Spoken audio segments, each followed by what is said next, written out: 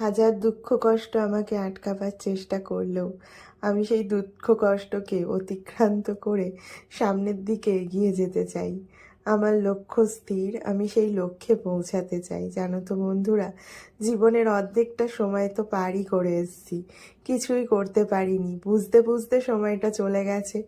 এখন মনে হয় কিছু একটা করতে হবে, আর হয়তো অল্প সময় বাকি, তার মধ্যে কিছু করে যাওয়ার চেষ্টায় রয়েছি। তোমরা আমার পাশে থেকো, তাহলে নিশ্চয়ই সফল হব। দেখো, এখন সন্ধেবেলা মেয়ের জন্য দুধ গরম করছি, আর এই টুলটার ওপরে দাঁড়িয়ে দাঁড়িয়ে দুধটা কতটা ফুটলো সেটাই দেখছি।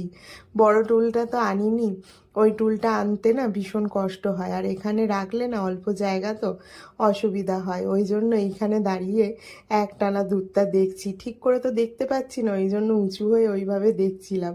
দুধটা না যখন তখন ফুটে উঠলে পড়ে যায়, যেই একটু সরে যাব অমনি পড়ে যাবে, তাই জন্য একটানা দেখতে হয়।